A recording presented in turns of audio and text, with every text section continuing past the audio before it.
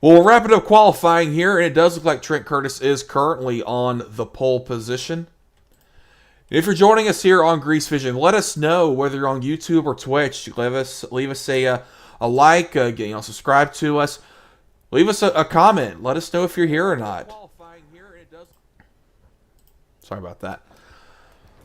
But let us know that you're here. Let us know who you're rooting for. I know we definitely got had some Sean Stevens fans in the past. I know we got a bunch of cheeseheads rooting for Chandler. What do we think about his odds getting a podium tonight and us talking to him? I mean, hey, it's possible. You don't seem confident. Anything is possible. I'm not gonna doubt. I mean, heck, I went from a horrible qualifying run last weekend. I ran third in my heat. I mean, anything's possible. That's right. It's a magical place. Well, again, just wrapping up the qualifying session here. Just a few more minutes to go. We'll see what the heats look like. Not sure if we'll get one heat or two heat.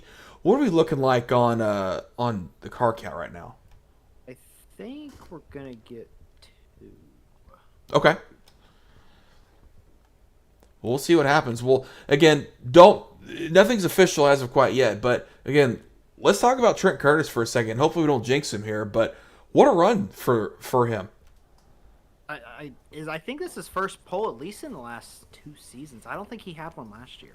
I don't know that he's ever had one.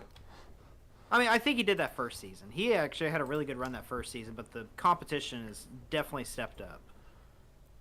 100%. So it's really cool to see him really step up here. He's had a few runs here recently where he's shown some promise.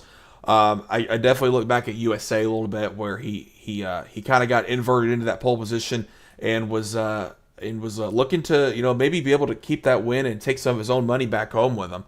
But we'll see what he can do here as he's starting on the pole. Let's get a quick little rundown of the lineup for heat number 1. Oh, is that my cue? Okay. Whatever. Yeah, whoever. All right. Starting on the inside of row number 1 is your pole sitter, the man, the myth, the legend, the 151, Trent Curtis. Starting his outside, fellow TCR teammate Matt Wiedefer in the 81 car. Starting on the inside of row number 3, Matthew Nasworthy in the 71. In the cheesehead himself, Chandler Carroll in the 95 on the outside of row 2. Starting tail on the field, I think he's on track. No, he is not. I take that, maybe. No, Logan is not on track. Logan Hoskins not here. Last week's winner. That's interesting. The winner at Lucas Oil Speedway. Sorry, I know it's 2 different places. Lucas Oil Speedway. That's almost offensive. Easy there. I'm sorry. This will be a fun one. We definitely got this is a mix of real regulars of this series. I know we've been calling these guys for quite a while. I'm kind of looking at this 81 car here, not just because he's driving through the pace car, but he's had a tough season so far, and I think this could be a moment for him to really shine. Oh, absolutely. I mean, I have a bad feeling with the state of the track right now. It's still really tacky. It's going to be who can get where the quickest. I don't know how racy the track's going to be this early, but maybe Wiedefer's going to show us something that we don't know. Well, we'll see. And with the amount of cars we have tonight, the track state could be a story. So we'll find out what happens as pace car is pulling off here. And we are green in heat number 1. Trent Curtis, huge jump. Trent's going to come out to a commanding lead. Wiedefer in tow, but not quite on the back bumper there. Oh, Wiedefer in the wall a little bit. I always say that, but you know what? These guys just always keep trucking like it's nothing. As long as they're not on 2 wheels or upside down, I think they're okay. But Whoa! The 71 of Nasworthy gets loose. And take a look at that 95 car running in 3rd. How about it?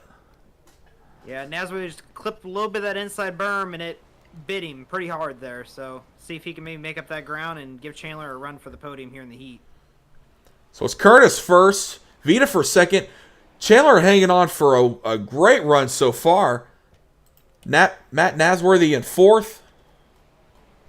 And I need to get my timing and scoring up on my end just so I'm not missing anything. So you see these guys are kind of starting to search around a little bit. I just seen Wiedefer way up over the cushion trying to find something there through 1 and 2. Not sure if it's working or not, but and you can just tell how unworked the track is right now. And again, I know we have a fresh track at the moment, but it's the visuals of it are just glaring to me. Trent Curtis currently with a 1 second lead over Vitafer, with another 2 seconds back to Chandler. Yeah, the real battle is going to be for this third spot. We'll see if Chandler can hang on, maybe to improve his position, as they are closest down. They are side by side. So Nasworthy to the inside of Chandler. See if he can get it done this time. Not quite. He's going to fall short and fall back in line. So we've got the white flag for Trent Curtis. He's going to try to get his first heat win, I believe, of the season. As we go through 3 and 4, Trent with a 2.5 lead over Matt Vitafer. And I think it's all but finished for this one. Trent Curtis takes your heat race number 1 win. Curtis first, Vitafer second. Chandler Carroll hangs on to the third spot. And Nasworthy in fourth. Pretty spread out race there for the most part. Definitely. I think we're going to see a lot of that until this track gets worked in. Yeah, that'll be interesting. And we will have a little bit of a warm-up here before the feature. Is it going to do anything? Great question. I don't know. But while we wait for this next heat, let's get a lineup of these cars here. All right. Starting on the inside of row 1, your current point leader, the 91 car of Matt Grimm, sorry. He might go by Matthew. He might. Starting to his outside, the Australian returning back to the series, Lachlan Phillips in the 17 car. So on the inside of row number 2 would be Heath Dyke in the 36. And starting tail on this one is going to be Taylor Wineland. Is there... Like... Go ahead, Or yeah. no. Sorry, Landon Mennings. Or Meninga? Landon Meninga. Meninga. Yeah. Okay. So, okay, Taylor Wineland's actually a scratch. My bad.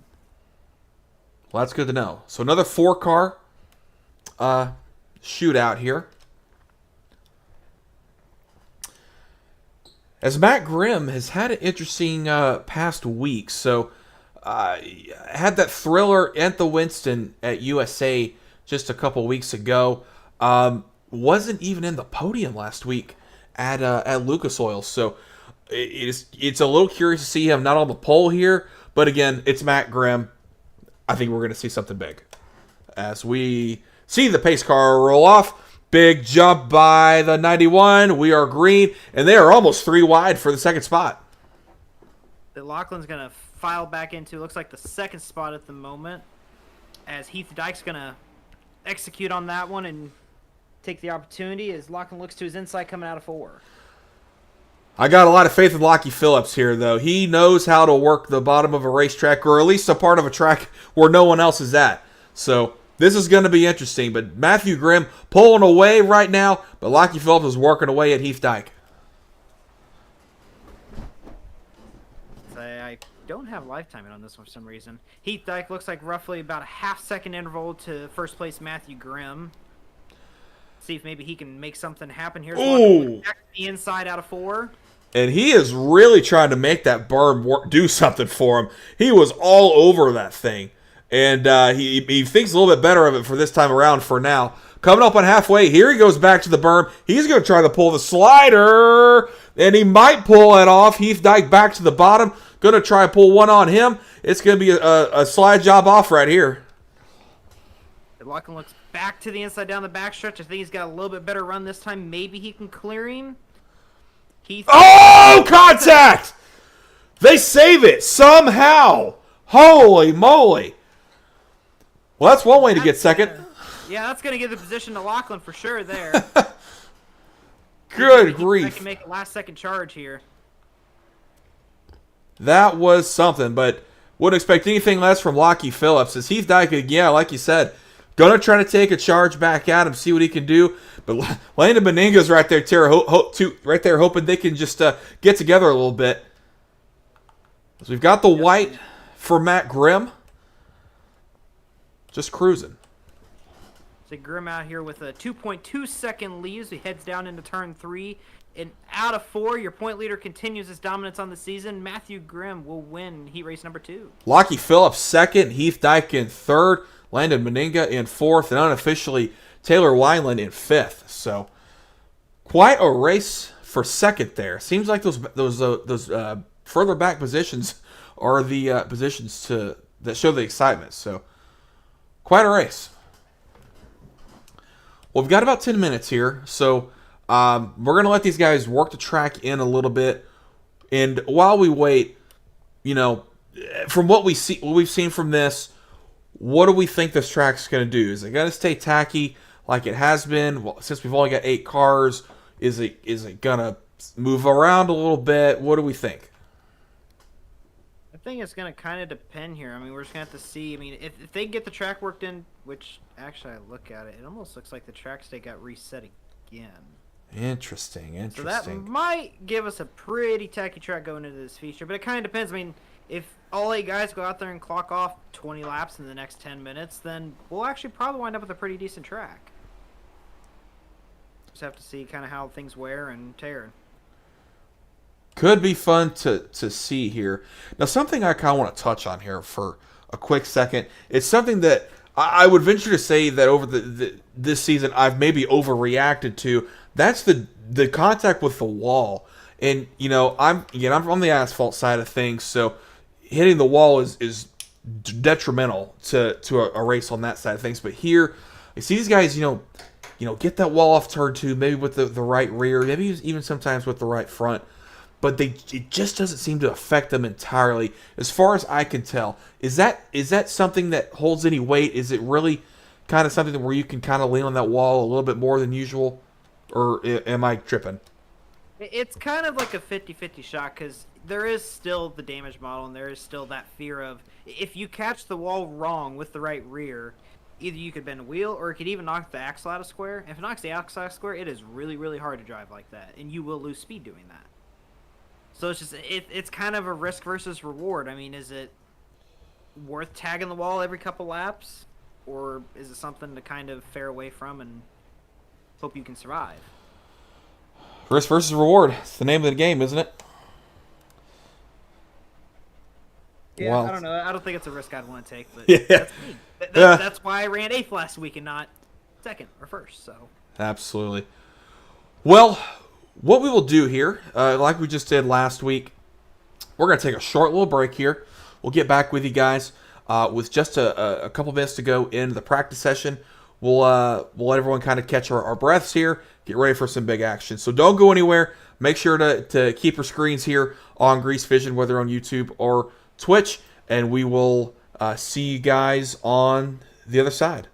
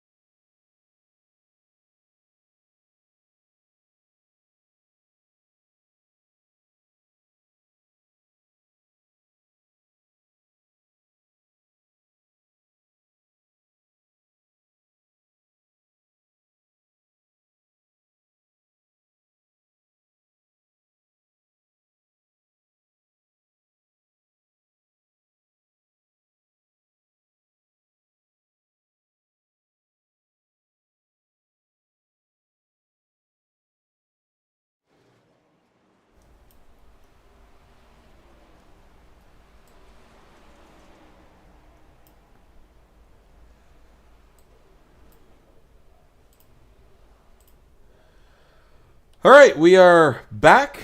Welcome back to Grease Vision. So we are less than a minute away from gridding here at the Knoxville Raceway for the Corn Classic. Trying to work this track in as much as we possibly can, and we were just talking over the break that this could be a bit of a challenge to try to work this in as much as we would hope. Yeah, track's definitely going to stay on the tackier side. Plenty of moisture in it. Just going to kind of have to see maybe throughout the race. The line's going to obviously change because they're going to run the same line, going to run it in. So hopefully maybe towards the end of the race, the track will get nice and worked in. We'll actually get some side-by-side racing and maybe some slide jobs from No Man's Land. That's always fun. That's what it's all about. I think Iowa was part of No Man's Land at one point. Back in, It's still No Man's Land. Well, you're right. That's true. As somebody that drove past this track, there's nothing for like 30 miles each way on the highway. Well, hey, now, there's a Casey's. Well, there's a Casey's everywhere. Well, I guess so. Especially up there. Like, you go every 10 miles and there's a Casey's. Fair enough. Fair enough. Well, as we grid here, let's take a look at the starting lineup for tonight's 35-lap feature. All right. Starting pole for the first time, we believe, in his TCR career. Trent Curtis in the 151. Starting at his outside, current point leader Matthew Grimm in the 91. Starting inside of row number 2, Matt Wiedefer, the other TCR car. Starting at his outside, the Australian Lachlan Phillips in the 17. Starting on the inside of row number... What is wrong with my thing? It is out of order. All right, try that again. Starting inside row number 3, Cheeseman himself, Chandler Carroll in the 95. To his outside, Heath Dyke in the 36. Starting on the inside of row number 4, Matthew Naswery. You know what I'm talking about. In the 71 car. It's starting at his outside, Landon Meninga. Did I say that right? You did. In the 82. All right. Well, I'll tell you what. I kind of think that everybody in this field has got a shot at a good run. I just, we've seen all these guys either have good runs or they're having good runs so far. So it's, I think we're in for something special here.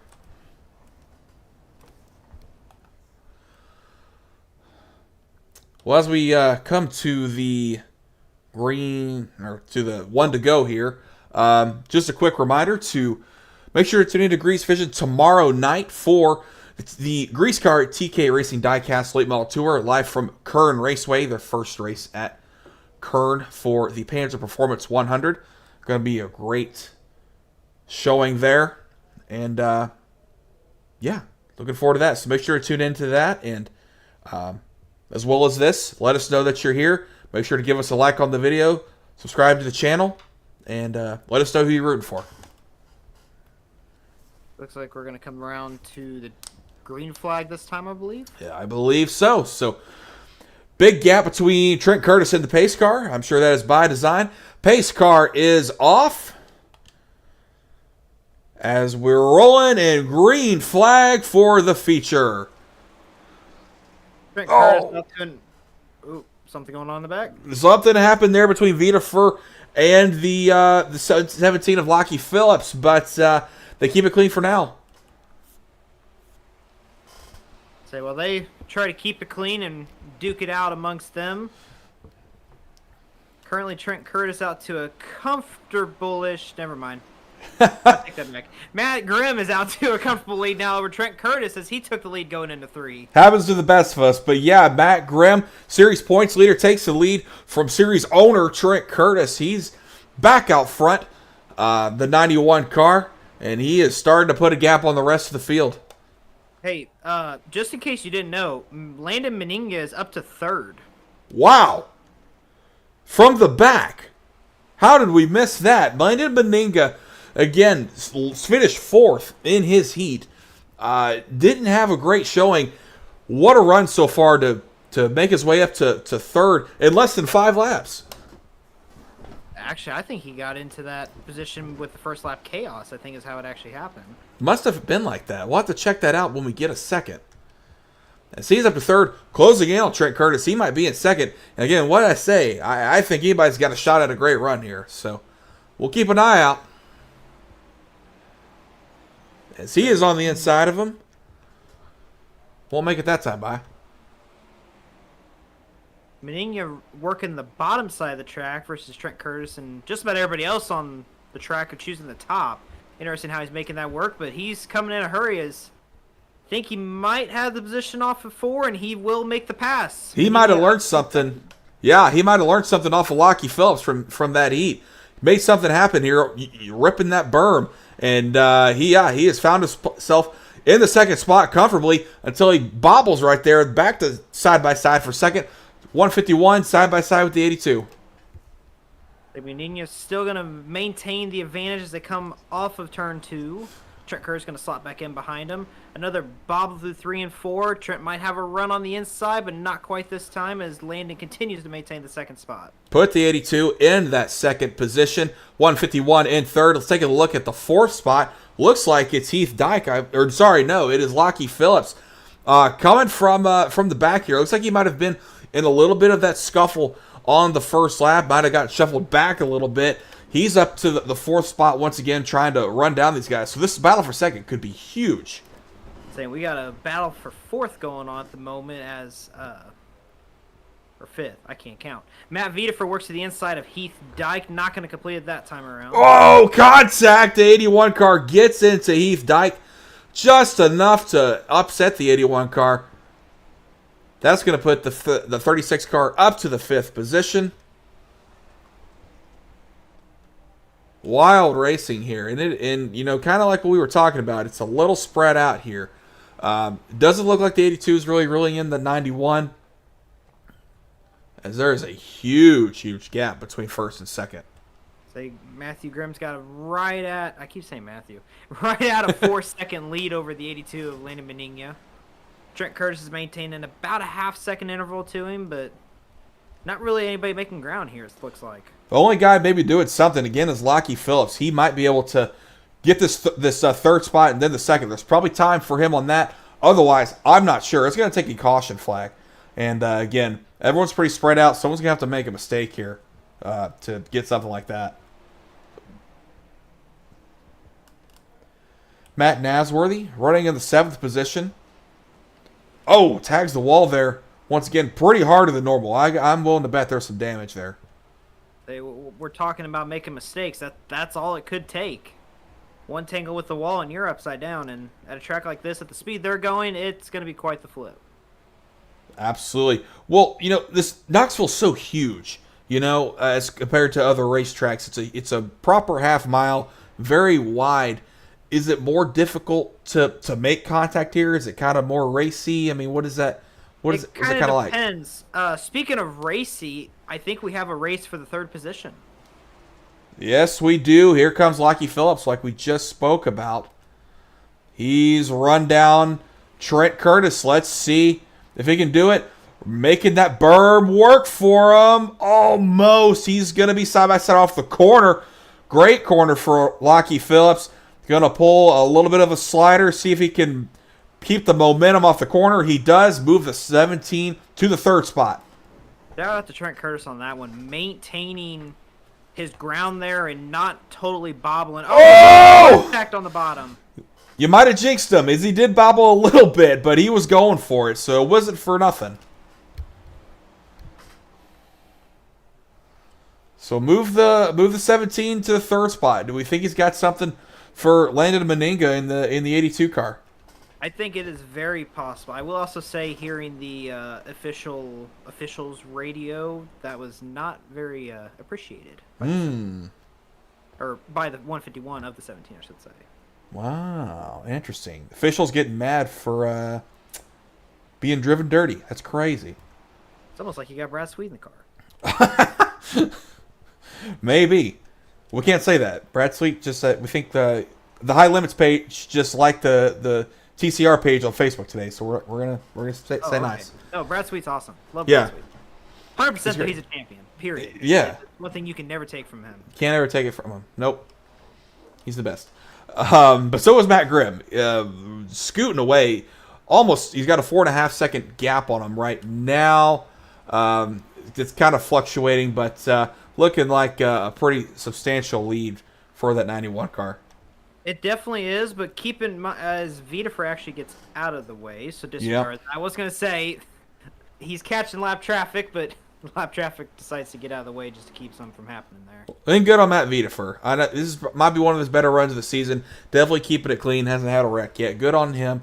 We're excited for him to do well.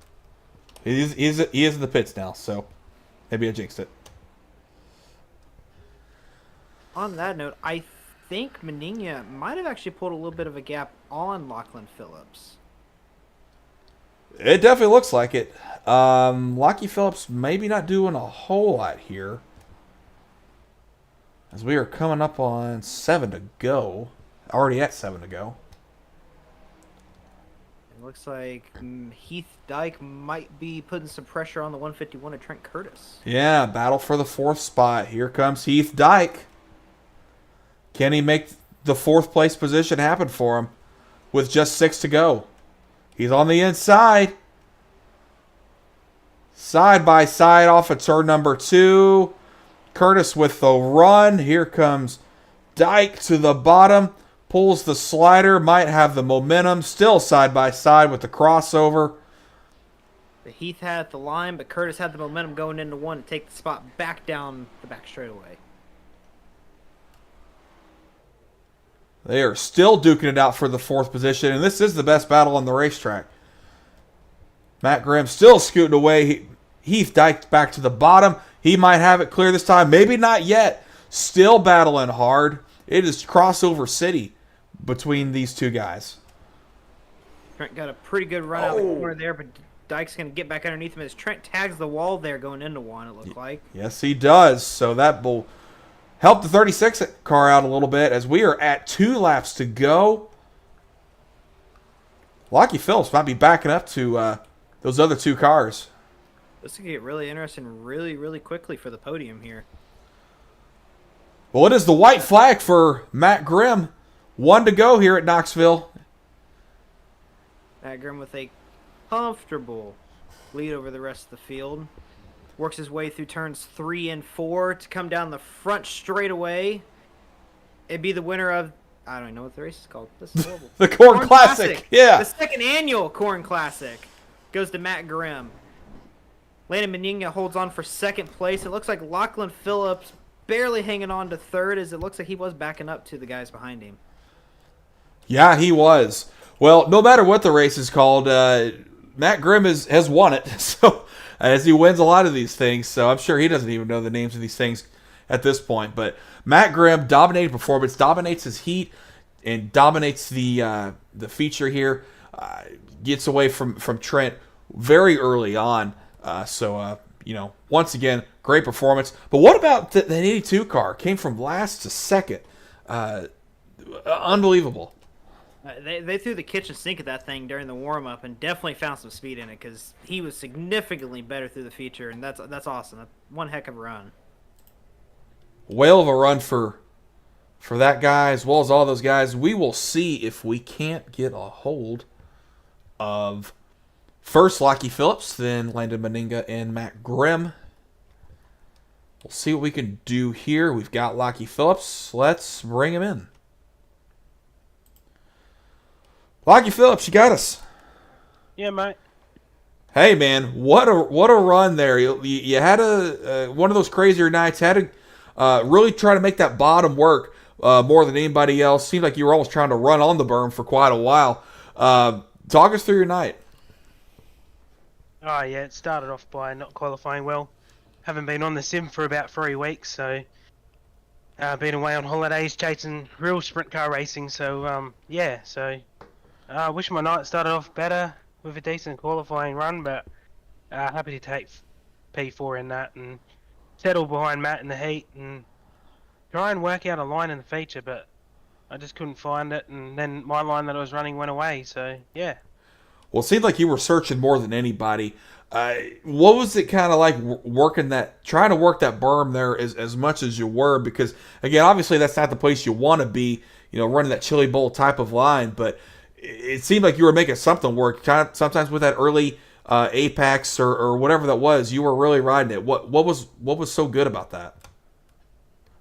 I mean, you had to hit it on the right spot. If I hit the berm too much, I sort of got a little bit of a jump and it unsettled the car. And if you get it right close, it was making a slider line up to the marbles and sort of grabbing the marbles and shooting out halfway through the race, which was a good line because I was reeling in Trent and the second place car, and then all of a sudden after I got past Trent, that line disappeared, and the second place guy, he just stuck on the bottom, and I tried down there, but the bottom, just on the bottom the whole time, didn't seem to work for me.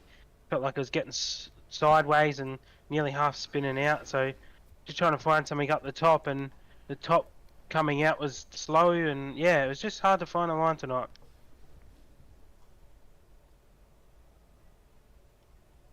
Wild stuff. Well, I gotta ask, what was that first? Seemed like there was a bit of a scramble on the first lap there. I don't know that we caught that here on Grease Vision. What what kind of went down there, if anything? Oh, I just got pushed high by the guy that started in the inside of me, and lost a 3 positions in the end because I got the jump on him, but yeah, just got pushed high, and when you run up high in the marbles and that early, you lose the momentum that quickly, and just had to regather it and get back up, and got past him, and then just had to hunt for that top 3.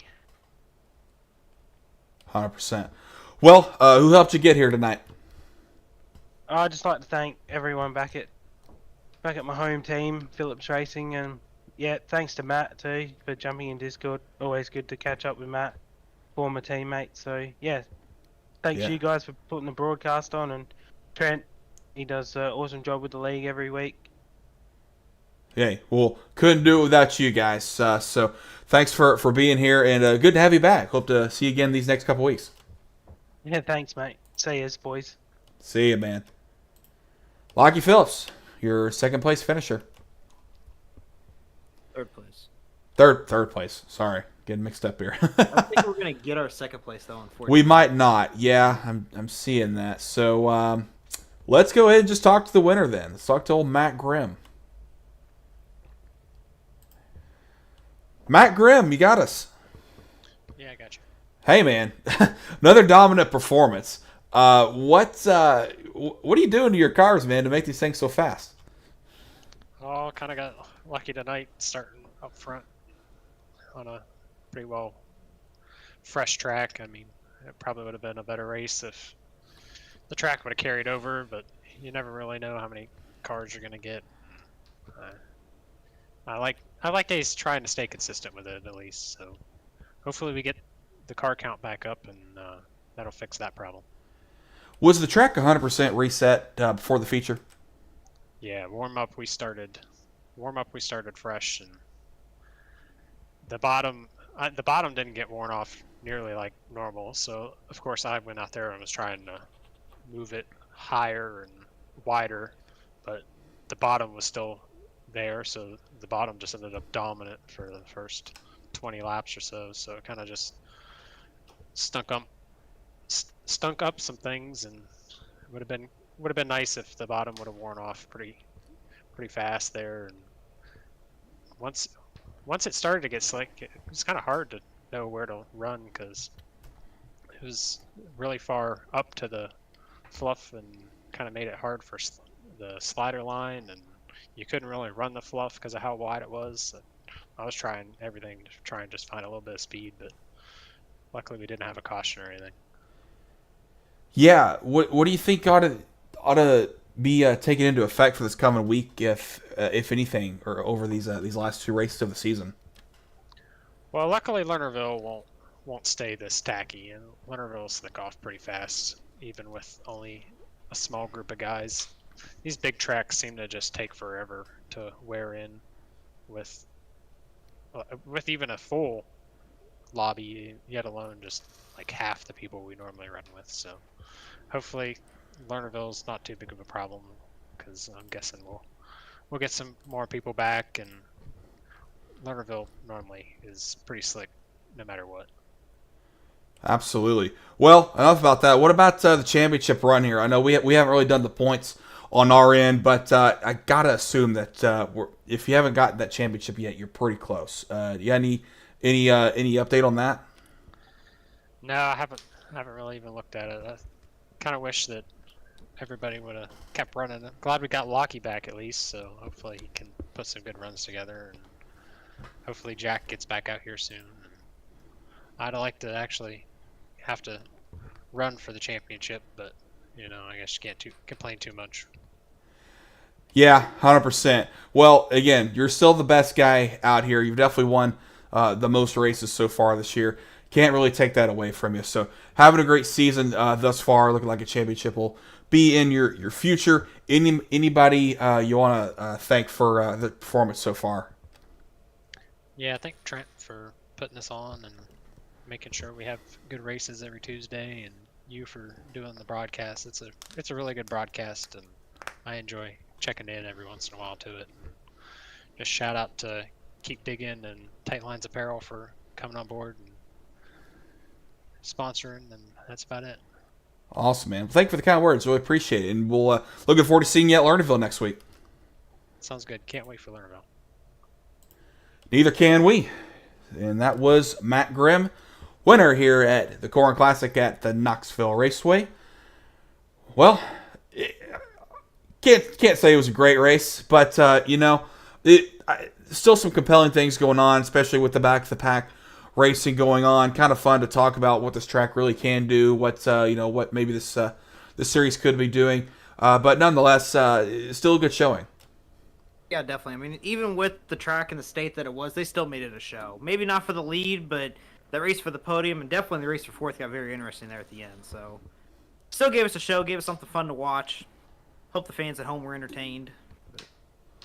Yeah, definitely hope so. Definitely had a few people chime